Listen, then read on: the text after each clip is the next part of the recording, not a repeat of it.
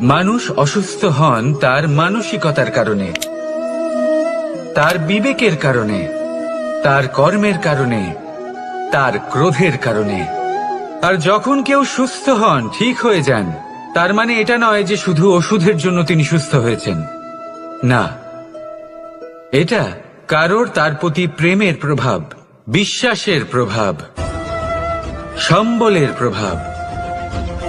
শুধুমাত্র ওষুধ দিয়ে কিছুই হয় না।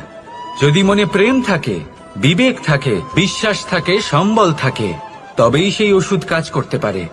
তাই মনে রাখবেন, এই জীবন হলো অত্যন্ত ছোট। মনে প্রেম ভাব রাখুন, মিত্রতা করুন, শত্রুতা নয়। ভালোবাসুন, বিদ্বেষ নয়।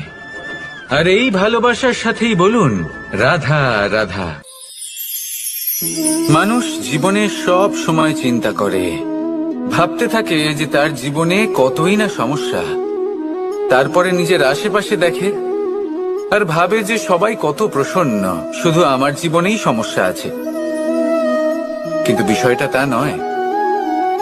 শুধু প্রত্যেক ব্যক্তিরই নয়, প্রত্যেক প্রাণীরও জীবনে সমস্যা আছে। এবার মানুষ একটা পাখিকে দেখে এটাই ভাবে যে এদের জীবন কতটা সহজ। কোনো দেশেরই সীমারেখা এদের ওপর লাগু হয় না। কোথায় থাকবে সেই নিয়েও কোনো ভাবনা নেই। কত শান্তির জীবন এদের। তারপর সে একটা পিঁপড়েকে দেখে আর এটা ভাবে কি অসাধারণ, এদের তো সারা জীবনই মাটির উপরেই অতিবাহিত হয়, খাবারটাও মাটিতেই পেয়ে যায়। কি শান্তির জীবন এদের। কিন্তু যখন কোনো ঝড় আসে, তখন সবার আগে সেই পাখির বাসাটাই ঝড়ে ভেঙে যায়। এই পাখি যে শাখাতেই গিয়ে বসে পড়ুক, তাদের উপর সবসময় সংকট থাকে যে ওপর থেকে কোনো বড় পাখি এসে তাদের উপর প্রহার না করে, তারা নিজেদের প্রাণ না হারায়। আর যদি কথা বলি পিঁপড়েকে নিয়ে, এদের উপর সবসময় সংকট থাকে যে কোনোভাবে বাতাস বা জল এদের ভাসিয়ে না নিয়ে যায়, কোনো প্রাণী ওকে পা দিয়ে পিষে না দেয়, এই পিঁপড়ে পিষ্ট হয়ে না মারা যায়।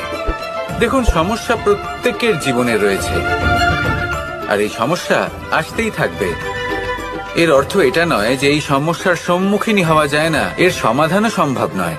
প্রত্যেক সমস্যার সমাধান অবশ্যই আছে, শুধু শান্ত মনে সেটা খুঁজে বের করতে হবে। তাহলে সেটাই করুন, প্রত্যেক সমস্যার সমাধান করতে থাকুন। যত সমাধান করবেন, জীবন আনন্দময় হয়ে উঠবে। যদি সমাধান না করেন, তাহলে আজীবন দুঃখই পেতে থাকবেন। আসুন আমার সাথে ভালোবেসে বলুন রাধা রাধা। কর্ম, ধর্ম আর